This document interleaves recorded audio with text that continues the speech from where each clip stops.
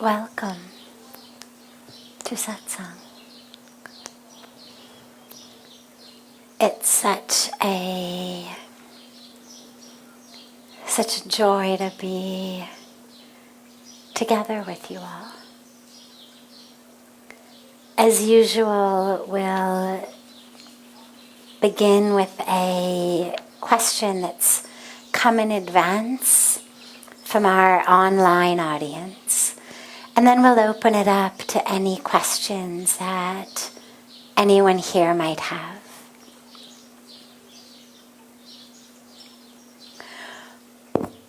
Why, when life in the spirit, capital S, spirit, realm is so blissful, why do we often choose the chaos and discomfort of the material world?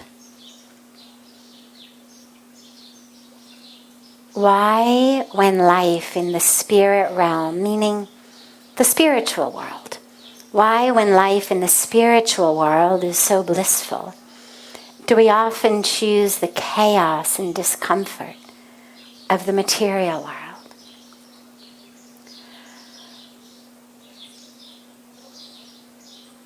If there were only one of us making the decision, I think we would all choose the spiritual world. I mean, if someone came to you and presented you very clearly with two different options, and option one said, through looking at the world in this way, you will experience bliss and peace, fullness, fulfillment, meaning, deep love, truth. And over here you will experience some very powerful, passionate ups, but they will come with an equal number of powerful downs. It will constantly go up and down. There will be joy, but there will also be a lot of sorrow. There will be gain, there will be loss. Sometimes you will get what you want and be happy. A lot of times you won't and you'll be miserable.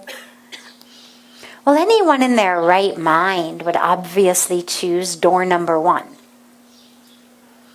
The dilemma is there isn't just one of that us that's making the decision. There's the voice of our egos. There's the voice of our indoctrination. There's the voice of Maya, right? Maya's illusion. But she's not just randomly sort of floating through space illusion and she only comes if you call her. Maya is that veil of illusion.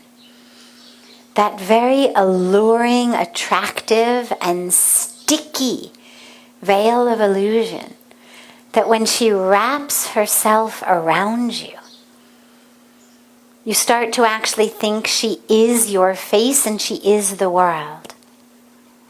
It's like if something is stuck to your face and it's all you can see, you start to think that is the world, rather than realizing there's something stuck to your face. Right? It's like sometimes you get a little something in the eye, and before we realize it's in the eye, we usually think it's somewhere in the world. And it's only once we move our head around that we realize, oh wait, it's actually in my eye, not in the world.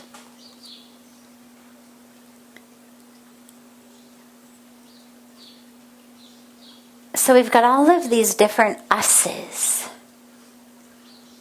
And when we are listening to the voice of Maya, when we're wrapped up in that illusion, well, that illusion isn't just a physical fabric veil that covers my eyes. It's also auditory, as it wraps you in it. She's also got this very sweet voice that says, are you sure you don't need any more clothing? You sure you don't want that new pair of shoes? Because see, the model wearing that new pair of shoes, see how happy she looks? See how beautiful she is? See the handsome man standing next to her? Don't you think that you would like that happiness? That you would like that handsome man standing next to you? Well, then you just need to buy these shoes. Maya is that illusion that is constantly whispering in your ear, you're not quite enough. You're not quite enough. Come on, let's buy some more, have some more. Do some more, then you'll be something. Come on, you know you love it. Let's just go shopping, then you'll feel good.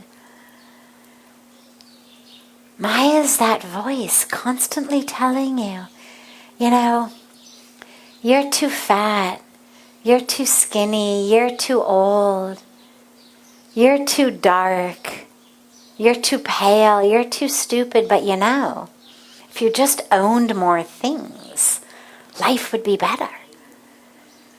If you just had more people around you who obeyed you, who worshipped you, who touched your feet, who did whatever you want, life would be so much better. Then it wouldn't matter how fat you were, or skinny you were, or old you were, because then you'd have what you want. So Maya's that very alluring voice that keeps bringing us along into her web. And so when we choose this chaos and discomfort of the material world, it's not that we've said, oh yeah, I want door number 2. It's that as we hear that voice of Maya, as we get pulled and wrapped up, as she infiltrates the workings of our brain that look around and say, my God, it's not fair she's so rich, or she's so beautiful, or why did this one get the promotion?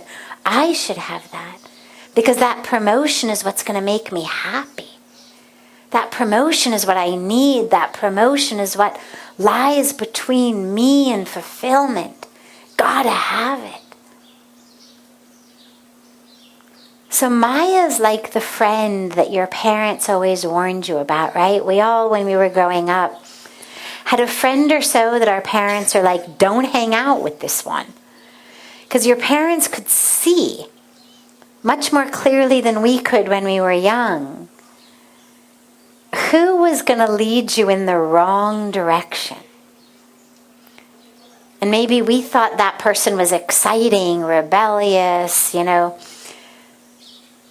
We were drawn into them.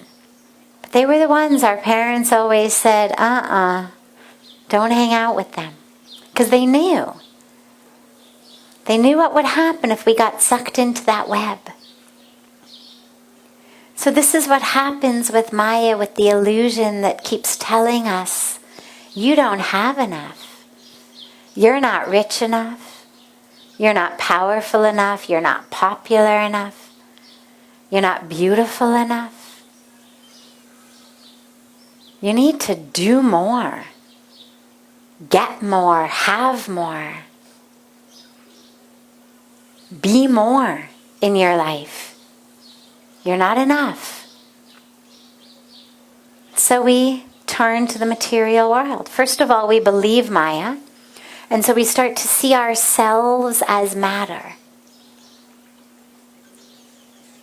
And when I see myself as matter, then I'm just this physical body. The size, the shape, the color, the story, the history. Spirituality says we have a body, but we're not the body. Spirituality says we are the spirit.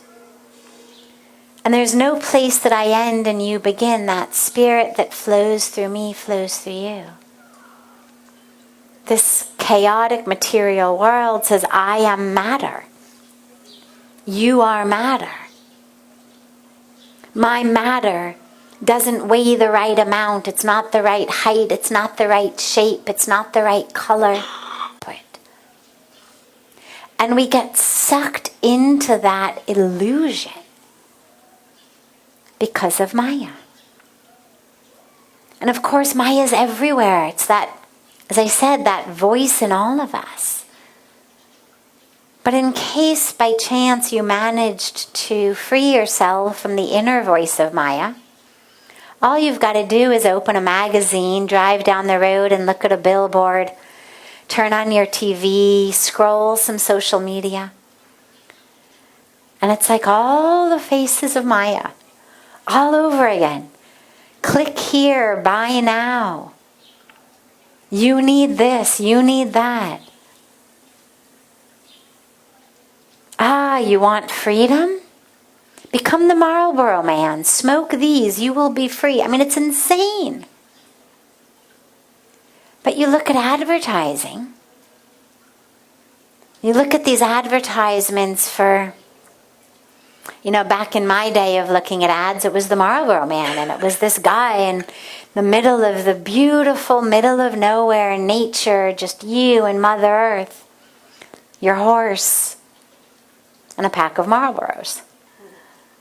So rather than, don't smoke these, they're going to kill you, and they're horribly gross in the meantime, it was, do you feel trapped? Do you feel stuck in your life? Well, if you just smoke this, you too will be out on a horse as the sun is setting.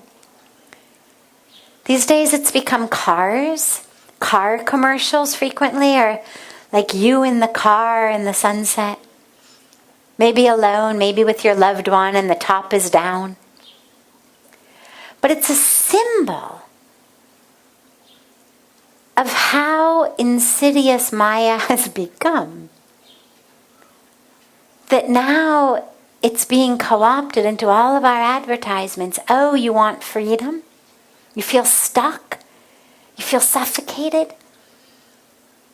Maybe it's because you're spending every minute of your life trying to get more and more stuff. Maybe it's because you're spending every minute of your life literally suffocating yourself with more and more stuff, more and more roles, more and more desires. But the advertisement says, you're feeling stuck? This car, it's the answer. Drive this car to freedom. As though the current car you have couldn't possibly drive you into the sunset. It's got to be this one. So now wherever we turn, there's that pull of Maya.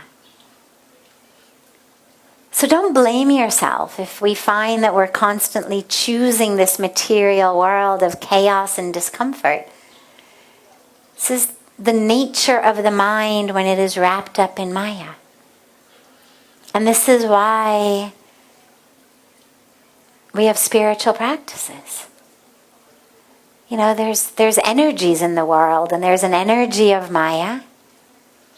There's an energy of what we call samsara, this material world that convinces us it is the truth. Your job, your house, your car, your role, your bank account, your relationships, that's it. And then we've got the energy of our spiritual practice, our conscious attention and intention to truth that constantly just brings us back in. Not this, not this, not this. A thought of greed, not this. A thought of over-identification with the body, not this. A thought of yearning for something physically, not this. Not that we're pushing it away in aversion. It's a not this of actually what we call gyan, wisdom. It's the mind saying to itself, I am not this. I am not this. That's Gyan. Gyan is not the memorization of things to impress others. Gyan is the understanding. Not this. I am not my car, whatever model it may be. Not my shoes, whatever brand they may be. Not my body that fits into the shoes. Not my mind that is yearning for the shoes. I am not this. And we keep going inward and inward and inward to have the experience through this practice of Gyan, of who we really are. And then once you've touched it, once you've really touched it, that becomes what you're always thirsty for. Doesn't mean you never get wrapped up in Maya again, ever, even for a minute. She's much more talented than that. But what it means is that we still always remember. So even if Maya's there, there's always this memory. Oh yeah, we remember where we're going. And we're able to find our way again a lot faster. We come back to the practices. But this is why we have to practice. This is why we have practices of Jnana Yoga, of Bhakti Yoga, that makes us love God and want to find God. If there's no love or devotion, then why bother? Play tennis. So bhakti gives us that love and devotion that keeps us walking the path toward God, toward that divine within ourselves.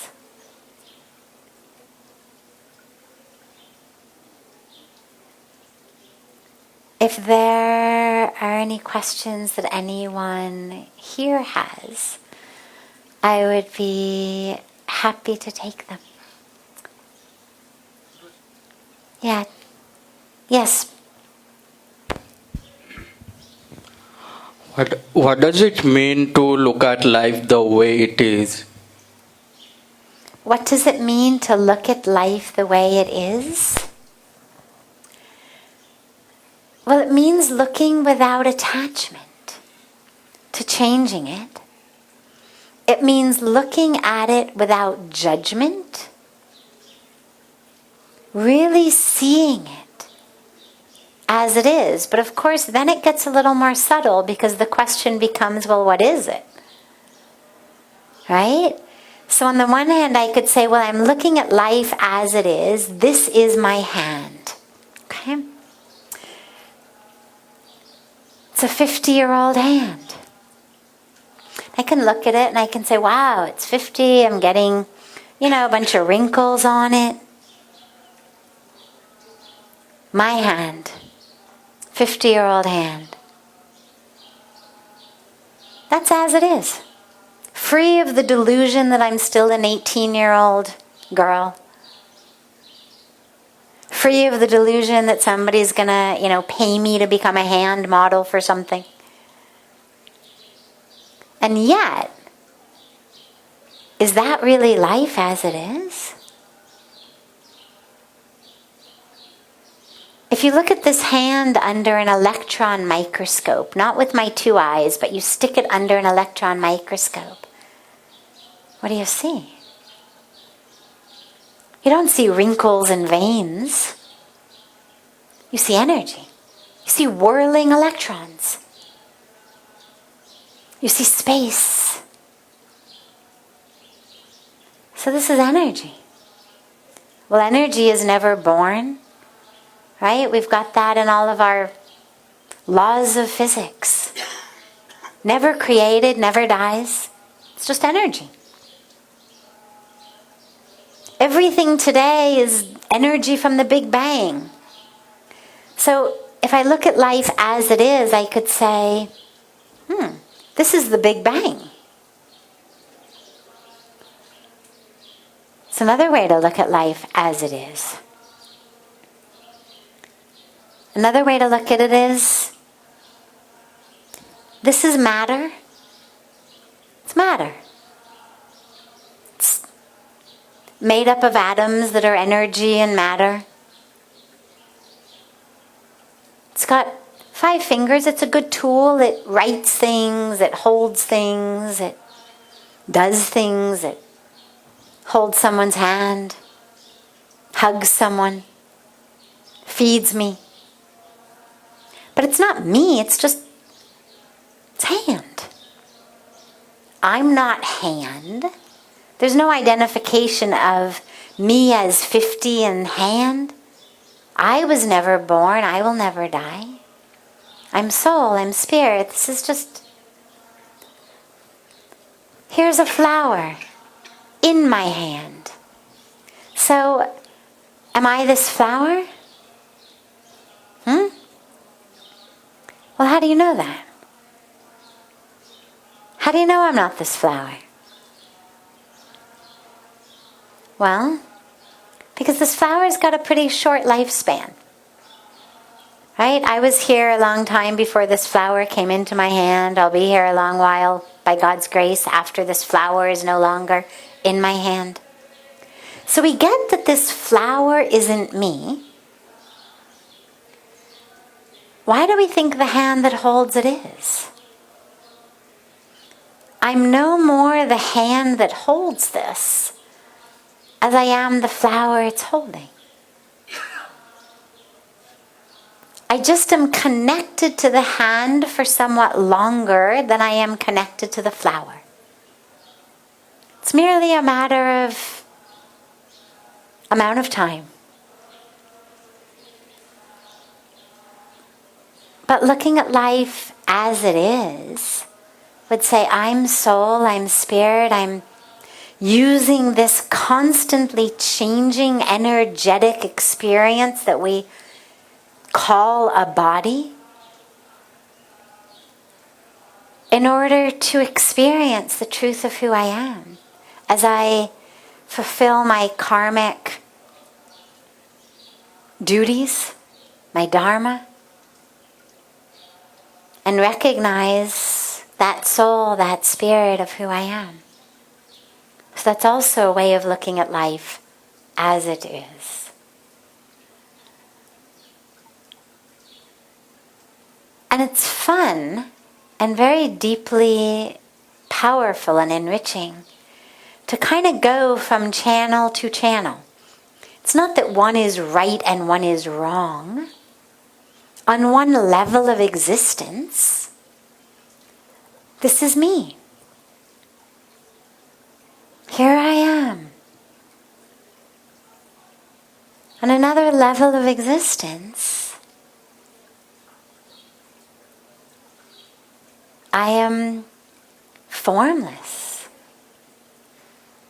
one with all, the divine. A lot of different levels to look at it. One level, I'm my energetic being. One level, I'm my physical being. One level, I'm the subtle body. One level, I'm the boundless soul.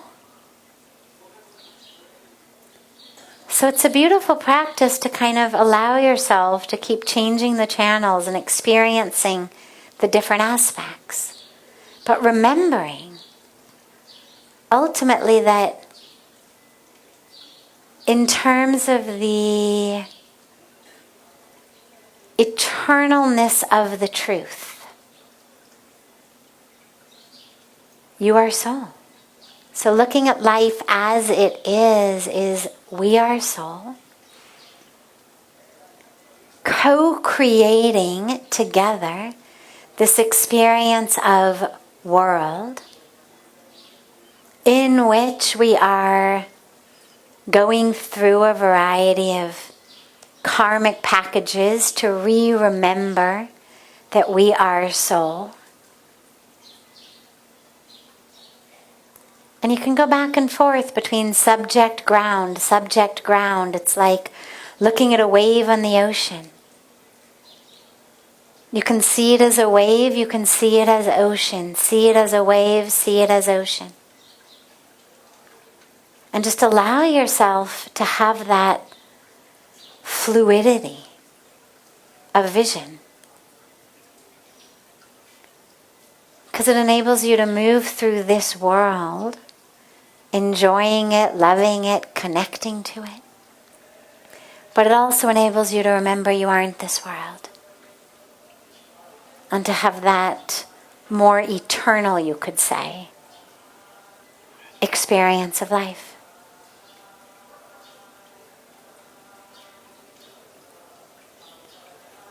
Are there any other questions? Yes. I have two questions. Okay. So one is related to dream interpretation. Dream interpretation, okay? Let's say we probably all see dreams. आपका mic शायद चालू नहीं है. We all see dreams when we are sleeping. Yes. Okay, so talking about myself, I see many dreams. Okay. Sometimes I wonder if the people that I see, they really exist in this life that I am in. For example, it is 2022. Are they there somewhere in the world? Or they are coming from a past life that I might have. I might Okay. have had before. Or they are coming from the future. Okay. I wonder. So that is my... That's my question one. What? And what's question two? Question 2 is about taking decisions. Okay? There are two routes, north and south. And if I take the north, I'm wrong. If I take the south, I'm wrong. I'll give you an example. I get it. A short story, can I tell you? Sure. No problem. But संक्षेप में. बिल्कुल short में. Okay? So there was a tiger. Okay? He was starving. So he found a stag. He ran after the stag, and there was a saint like yourself. And the stag asked the saint that I want to, hide somewhere so that the tiger doesn't attack me. So he helped the stag. The stag went inside the hut of the saint. The tiger came there and asked, where is the stag? And the saint said, he just, went in the other directions. Okay, finally the tiger died of starvation. Got it. Yes. Okay. So I you know the understand. story? I understand. Yeah. Yes. Okay. Sunset? So, dream interpretation is question one. And question two is, what about decisions when it seems like there's no right answer? And of course, the story that he shared in brief is, you've got a tiger wanting to eat a horse. If you tell the tiger where the horse is, the tiger lives, the horse dies. If you lie to protect the horse lives, the tiger dies. What to do?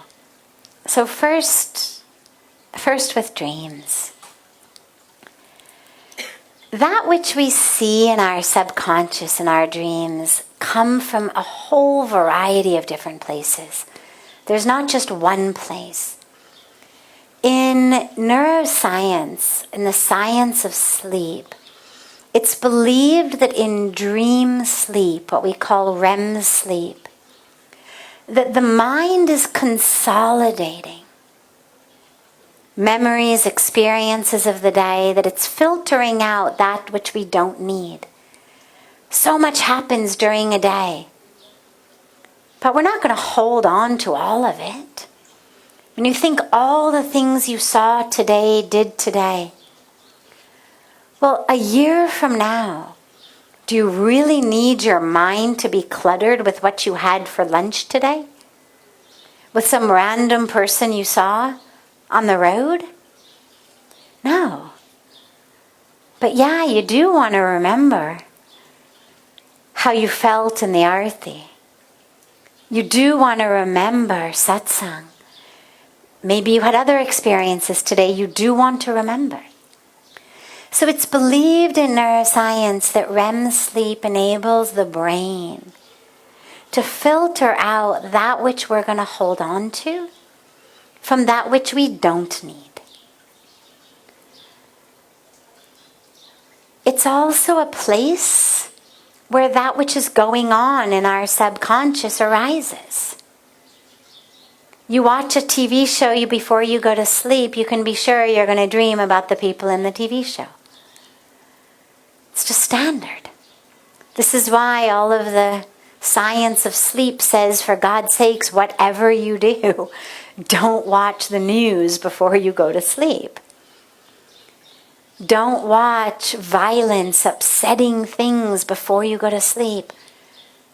Stop scrolling social media that makes you feel less than. Turn off your devices. Meditate, pray, read something inspiring. Be with your loved ones, take a hot bath. Do something that enables your mind to not be so infiltrated by nonsense stuff that now fills my subconscious and therefore will fill my dream world. But there's other stuff that comes up in dreams as well. Sometimes we see something horrible that's going to happen to us or to someone else. People wonder, is it a premonition? Every once in a while there'll be a situation where you see something in a dream and it actually happens. And yet, having a dream about something horrible does not mean it's going to happen.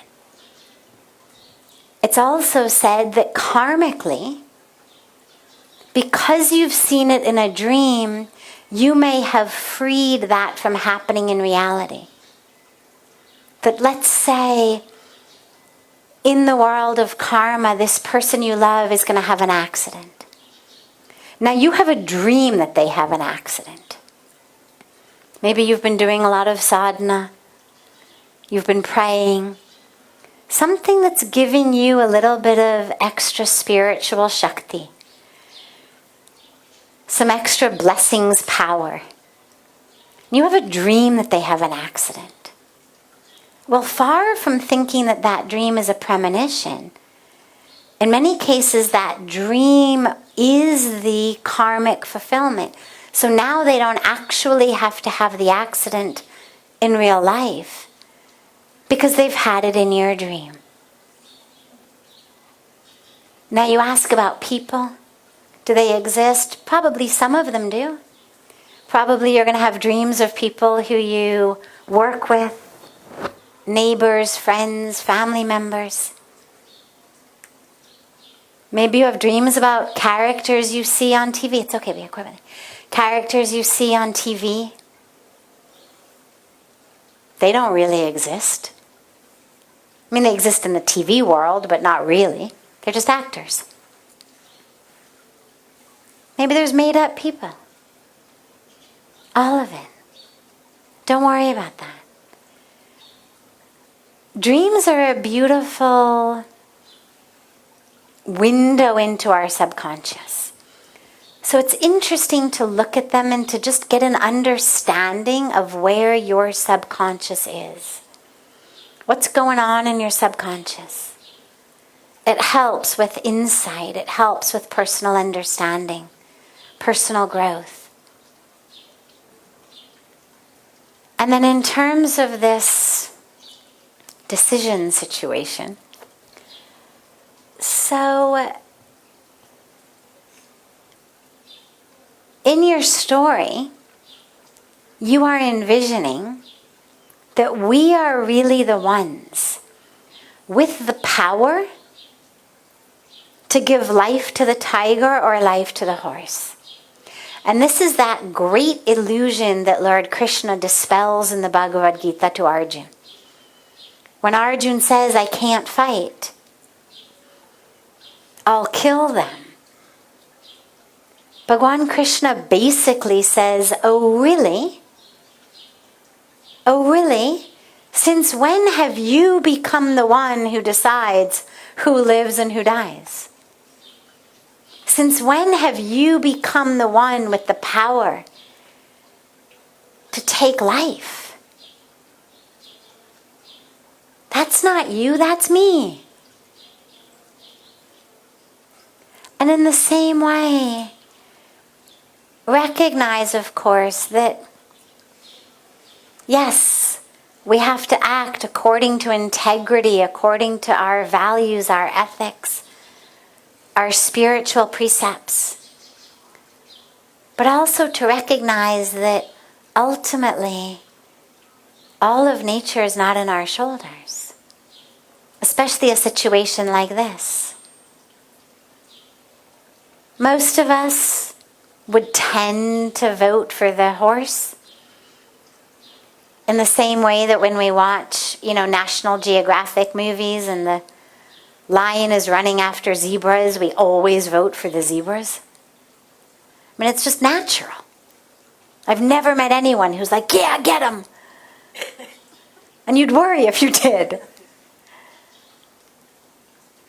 And that's natural, it's beautiful. It's sort of in alignment with our spiritual and our social understanding that we should help those who are the underdog.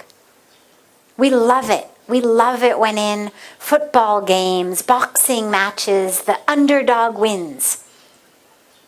Right? We always love that. And that's great. It's an aspect of our personality, our culture that says the one who is weaker, we should help them. In the case of the horse and the tiger, we actually can help them by lying to the tiger. In the case of the lion and the zebras or random sports teams, obviously we can't do anything. But we do seem to think that, cheering and rooting and yelling at the TV screen gives them, at least in some way, our energy, our blessings. And I think that's beautiful. I think giving whatever power we have to the weak is a beautiful aspect of our compassionate, loving, caring personalities. But don't allow yourself to get wrapped up in the ego of, oh yeah, I'm the one who saved that horse. Oh yeah, I yelled at the screen so the zebra got away, like she could hear me. It's not up to us. We do what we can do. We act in alignment every minute and every moment with our core values, the best we can do. Knowing, of course, that there's a divine plan in all of this and it's going to unfold. Beautiful. Have a wonderful, sacred, divine rest of your evening. Those of you staying with us here at Parmarth or in Rishikesh for the next few days, you should know that on the 17th, the day after tomorrow, we're having a very special holy celebration. The 17th and the 18th are this wonderful holiday of Holi for those of you who aren't Indian and don't know. It's a holiday of colors and love and dance, and starting at 5 o'clock in the evening in our beautiful yoga garden, we're going to have a wonderful program of yoga. About half an hour, 40 minutes of beautiful yoga together. Then playing Holi with eco-friendly, non-toxic, all-natural colors. As we sing and we dance and we celebrate and with flowers together. Then, of course, we'll have our Ganga Arti, then we'll have our Satsang. And then we have the beautiful burning of the effigy of Holika, which we have a question here about Holi, but I'll wait till tomorrow to take it. And it's really a symbol of burning those evil inclinations within ourselves. So we invite you all to join us. Hopefully most of you will be here for at least a few days. If you've got friends in Rishikesh, or those of you watching online, if you've got friends in Rishikesh, or if you're watching from here across the river, join us on the 17th at 5 p.m. in the yoga garden. Have a beautiful evening today. A beautiful day for our family joining online from around the world. And I look forward to seeing you all tomorrow.